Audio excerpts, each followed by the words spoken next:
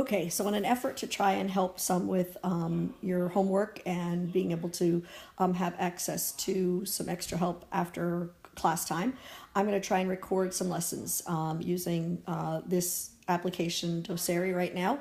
So I'm going to talk about solving rational equations, which are from what we started on Thursday. Now, first period, I don't think I broke it out, but there are three methods. One being cross multiplication, two eliminate fractions, or a third method get common denominators. Now essentially these two right here, numbers 2 and 3, you're going to use anytime there's more than two terms in your equation, but and it really does not matter which one you use, it's a matter of which one you prefer. So more than two terms in your equation. So I'm going to write that here beside there. All right, so here's what we're going to do. Next one, we're going to talk about using cross products, this first method. So the first method of using cross products only works when there are two expressions set equal to each other, or two fractions set equal to each other. So what you're going to look to do is, you've done this before, is, whoops, that's not what I wanted. I wanted the highlighter. You want to cross multiply in this direction, and then also cross multiply in the other direction. Let's try this in this direction. So you're going to have 8. Now usually we put parentheses around the binomials so that you know that you're going to distribute the 8 to both parts, and you're going to distribute the 3 to both parts of the term, or both parts of the binomial. So, so here we go. So we're going to distribute here, distribute the 8 to both the 3 and the x, and to 3 to both the x and the 7. And so you're going to have 8x minus 24 equals 3x plus 21. And now you just solve it like you would any other algebraic equation. So let's see, there's some dogs that have just shown up at my house. So if you're hearing that, that's what that is. So subtract 3x from each side, and then you're going to get 5x on the left minus 24 equals, that's going to be 0, 21. And then you're going to go ahead and add 24 to both sides. So I add 24 here and here. And I'm going to end up with 5x equals 45. And let's see. And then divide by 5 on both sides. And we'll end up with x equals 9. Now what you have to be careful about is making sure before I put this in my solution set that 9 isn't going to make either one of my denominators 0. So if I look at just the denominators, if I put in 9 for 7, and then I put in 9 for, or not 9 for 7, 9 for x here, and I have 9 plus 7. So that's not going to equal 0, and 9 minus 3 is not going to equal 0. So I am perfectly okay with saying that 9 is the solution. So you always have to check for extraneous. Remember that from your quadratics. Extraneous solutions are solutions that may make sense for the equation, but they don't make sense in that particular situation. All right, so next example. This example, we've got just two rational expressions set equal to each other. So once again, I can cross multiply. So I can multiply in this direction, and I can also multiply in this other direction. Try different colors here, guys. And so if I do that, then what I have is I have x times x minus 5 equals negative 3, and times 3x minus 7. So again, you want to make sure that you are distributing that first term to both parts. So we're going to have x squared minus 5x equals negative 9x, and that would be plus 21. So now let's see. I got to collect all my like terms. Well, there's nothing else like the x squared, but I certainly can take and add 9x to both sides. So I'll add 9x. x and add 9x. And if I do that, then I'm going to have x squared plus 4x equals, that's going to become a 0, and I have 21. So then I can subtract 21 from each side. And now I should be able to get a quadratic that hopefully can be factored. X squared plus 4x minus 21 equals 0, because remember we can't solve it unless it's set equal to 0. And I know two numbers that can multiply to give me 21, and we'll add to give me 4. So x plus 7 and x minus 3. So x plus 7 equals 0, and x minus 3 equals 0. So let's see, that means I'm either going to have, I can use -7 or I could use 3. Now, will either of those cause a problem? Let's see, as long as I don't get 0, so 3 times -7 would be, so 3 times -7 would be a -21 minus 7 isn't going to give me 0. And let's see, -7 minus 5 isn't going to give me 0, so those both check. And if I were to use 3 times 3, that's 21 minus 7, still no 0. And 3 minus 5, still no 0. So I can say that both -7 and 3 are legitimate solutions for that rational equation. All right, next, another method. A second method is eliminating fractions. And what that means is, just like when you eliminated fractions in your simple linear equations, you're going to multiply each term by, now we're going to use the word LCD here because sometimes you might have more than just one number in the denominator. So, so I'm going to first look at my denominators, and I see that that's an x plus 7. That's just 1, and that's x plus 7. So your LCD is x plus 7. So what I'm going to do is I'm going to take every term. So I'm going to take this x over, and I'll put x plus 7 in parentheses, and I'm going to multiply that by the LCD, which happens to be x plus 7 over 1. And then I'm going to use, I'm going to put plus a -3 over 1, and I'm going to multiply that times the LCD, so times x plus 7 over 1, and then that's going to be equal to -1 over, I've got this x plus 7 here, and I need the LCD one more time, so x times x plus 7, and that's over 1. Okay, so now what I'm going to do is find those things that are alike from top to bottom, because this part right here is multiplication. Let me get some yellow here and show you. Okay, you see how this is multiplication, and I'll take this away in a minute. That's multiplication right there.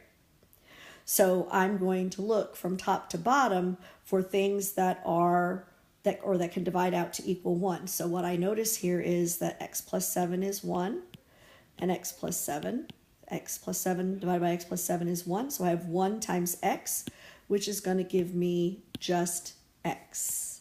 So I'm going to write that here because that's over 1. Plus, I have -3 times x plus 7, because there's nothing to reduce from top to bottom because all I have is 1 in the denominators here.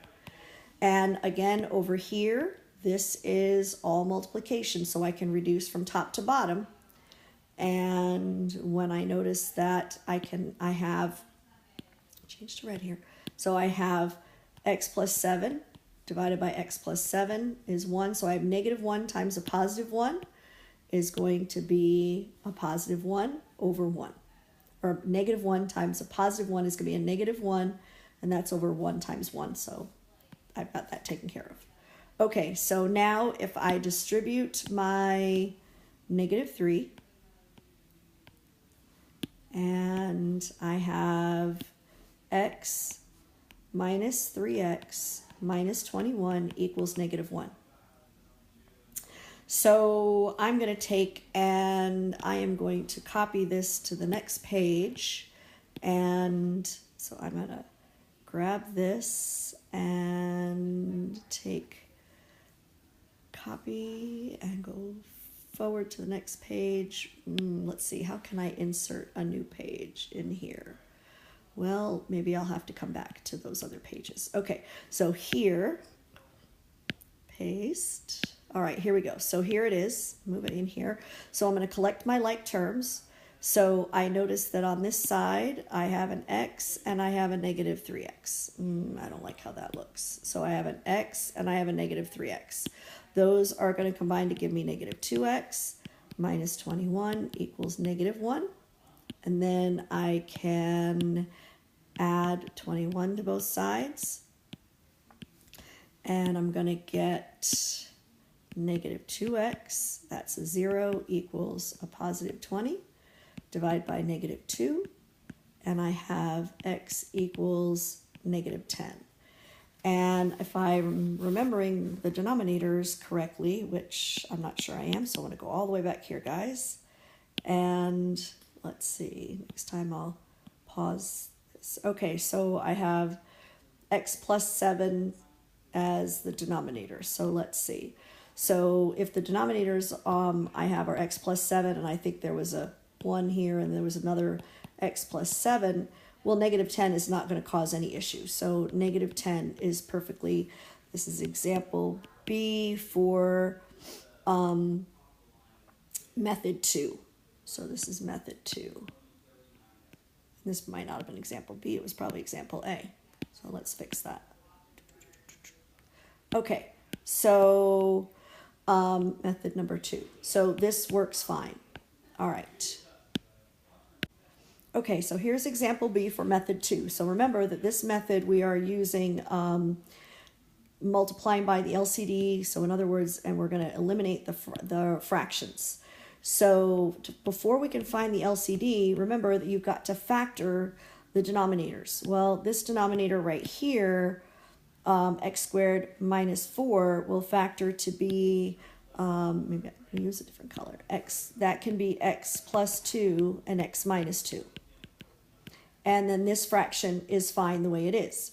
So now if we're going to look at getting the LCD, remember I'm going to take this x plus 2, and the second fraction doesn't have x plus 2, so that's okay. I'm going to take this x minus 2, and I need it once for this fraction, but I only need it once for this fraction. So our LCD is going to be x plus 2, x minus 2. So what I'm going to do is I'm going to multiply each term by the LCD. So I'm going to take this x plus 6 in the numerator, and I'm going to write x plus 2 and x minus 2, because that's what that denominator is. And then this one is going to be 3 over x minus 2. And sure, I could have cross multiplied with this one, but I wanted to show you how eliminating the fractions is not a bad option for this one either. So I'm going to end up multiplying this by x plus 2, x minus 2, and I'll figure that out in a minute. And then I'm going to make that a little bit smaller and see if I can't fix this. I don't like how this looks right here. All right, x minus 2, and then I'm going to multiply this one by x plus 2 and x minus 2 over 1. And I'm going to look from top to bottom for those things that can divide to equal 1. So there's an x plus 2, x plus 2, x minus 2, x minus 2. And so we're going to do 1 times x plus 6 is x plus 6. 1 times x plus 6. Over, and whoops, that was supposed to be over 1, folks. 1 times 1 times 1. So just x plus 6. On this side, I'm noticing that I have x minus 2 and x minus 2 will divide to equal 1. So now when I go through, I have 3 times x plus 2 times 1. So that's just x plus 2 over 1 times 1. So just 1. So now I will go ahead and distribute the 3 let's see what we're going to get. We should end up, we've got x plus 6 equals 3x plus 6. So I'm going to go ahead and subtract the x from the left. And I will get 2, let's see, no, there's no x's on this side left. So I have 6 equals 2x plus 6. So I'm going to come up here and rewrite that. 6 equals 2x plus 6. And I will subtract 6 from the right-hand side and the left. And I end up with 0 on the left equals 2x, and that becomes a 0 as well. So x is equal to 0. Now, as long as my denominator doesn't end up with a 0 anyplace, so if I put in 0 for x here, I would have, use that same blue here, I would do 0 minus 2. Well, that's okay because I don't get 0. And if I put in 0 here, I have 0 squared minus 4, and that's okay. So the solution set is absolutely fine to be just 0. 0 works. All right, and on to the last section. Get common denominators and solve the numerator. So notice you've got this common denominator thing again. So that definitely means we're going to be looking at using an LCD. So, so what is our LCD going to be here? Well, taking a look at these two, the two sides of my equation, I have 3 terms, so I know I can't use method 1. So x minus 8, that's going to be a 1, and that's x minus 8. Invisible parentheses here, guys. So I'm going to take x minus 8. Well, there's one here, not one there, and there's one here. So that's all I need. But I'm going to actually use this common denominator. So I'm going to rewrite every fraction using the common denominator. So I'm going to take this x minus 8 plus, and the second one we're going to end up with x plus, or x minus 8, my bad, under there. And so x minus 8 equals, and then x minus 8 in this one. So taking a look, the numerator on the first fraction is -2. Well, when you compare the denominator of original and using the LCD, they're exactly the same.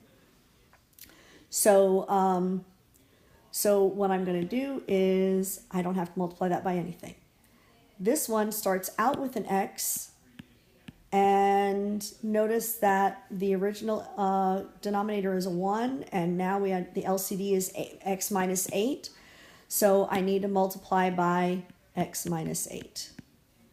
And this one again, I have 7 in the numerator. And do I have to multiply it by something? Well, this is x minus 8. This is x minus 8. So I don't have to multiply. So the idea here is that once you have common denominators on for all your fractions, then I can take just the numerators, or take the numerator and solve those for x. So I'm going to take -2 plus x times the quantity x minus 8 equals 7. And distribute the x and solve it like you would any other equation. So let's see, I have -2 plus x squared minus 8x equals 7. And I will copy and paste this onto another slide. As I get a hold of it, there we go.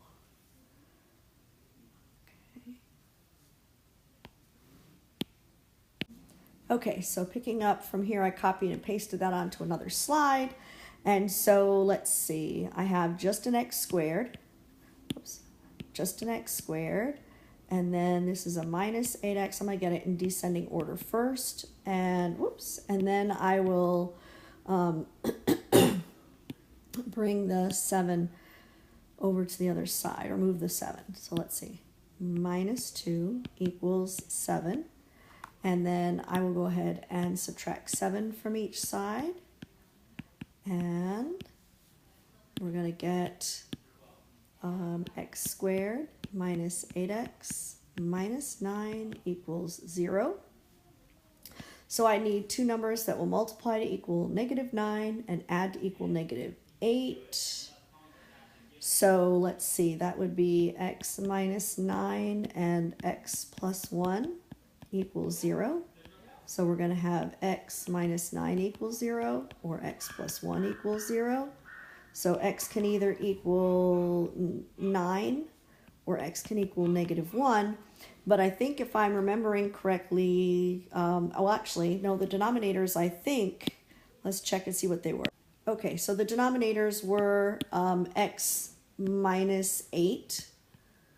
So I don't think there is an issue with either of these if you try either of these solutions in those denominators, because you would have 9 minus 8, that doesn't equal 0, or let's see, what's the other one? -1, oops, eraser, -1 minus 8, that's not going to give me 0. If I try that over here, oh, and it's the same there because they're the same denominators. Huh, don't have to check it again. So here we go. Solution is going to be either -1 or 9 as legitimate solution for that rational equation. All right. And example B for the third method looks like this. This one's got a little bit more work. Definitely going to have to factor this denominator. Can't factor the numerator. I'm going to put this over top of 1. So, well, let's leave it as, so I'm going to go ahead and put this over 1. So this denominator here can be factored. I need two numbers that multiply to equal 27 and will add to equal 12. So x plus 3 and x plus 9 is how that denominator factors. So finding an LCD. If we look at LCDs, we've got, let's see, I'm going to take this x plus 3. Okay, then I don't have one there, but I do have one here, so I don't have to write it again. And that takes me over here, so I need an x plus 9. So essentially, this trinomial is what our least common denominator is, but I'm going to write it in terms of the factored form. So I'm going to write all three of my fractions with the common denominator, least common denominator, and then figure out what to multiply the numerators by. And let's see, x plus 3, and x plus 9, and x plus 3, and x plus 9. All right, so my original numerators, I have 1, I have a 2, and I have x squared minus 3. Okay, so let's see, comparing the original fractions denominator with the LCD, here's an x plus 3, and here's the x plus 3. So I need to multiply the numerator by this x plus 9. And here, look, that's a 1, and I need to multiply this by both. And then I have actually both of those are here, so I don't have to multiply that one by anything. So let's see, since I have the same denominators, all I have to do is take the numerator and watch my subtraction signs, although I don't have any here because it's addition. And I have 1 times x plus 9 plus 2 times, I'm just going to go ahead and write x squared plus 12x plus 27, because that's, when I multiply those two out, that's the trinomial I get. And then that's x squared minus 3. So let's see, I'm going to distribute here, here, and here. And let's got x plus 9 plus 2x squared plus 24x plus 54 equals x squared minus 3. Okay, that's a lot of stuff. So I'm going to copy and paste it onto another slide so that it is, so I have more space actually. And so let's see, I've got an x squared term, And I don't see, well, there's an x squared on the other side. Let me just combine things that are alike on the left. All right, so I have the x squared, so I'm going to write 2x squared. Then I have an x term here and a 24x here. They're both positive, so that should give me plus 25x. And then I have, let's see, I have a plus 9 and a plus 54, so that should give me plus 63 equals x squared minus 3. Okay, so now let's move everything to the left. So I'm going to subtract x squared, and I'm also going to add 3 while I'm at it. Might as well save a little bit of work there. Okay, so now 2x squared minus x squared is 1x squared plus 25x, because I don't have anything to add to that, plus 66 equals 0. Okay, so this one's a little tougher. I need numbers that multiply to equal 66 and add to equal 25. They have to have the same signs. Let's see. So let's see. 2 times 23. No, 2 times 33. That's be 35. Or 3 times 20. That's where I was getting myself mixed up. 22. That will add to equal 25. So I'm going to do x plus 3 and x plus 22 equals 0. So x plus 3 equals 0, or x plus 22 equals 0. X is either equal to negative 3 or x is equal to negative 22. Well, the one thing I do remember is, if nothing else, I remember that one of the fractions, actually in the LCD we used actually, was x plus 3 and x plus 9. So if you think about that, x plus 3 and x plus 9, if we put in a negative 3 right here, if we let x equal negative 3, I put in a negative 3 right here and a negative 3, I'm going to end up with 0 plus or times 6, a positive 6. That's what I was thinking about the plus. And that's going to be 0. So that answer is extraneous. The only solution that will work is negative 22. So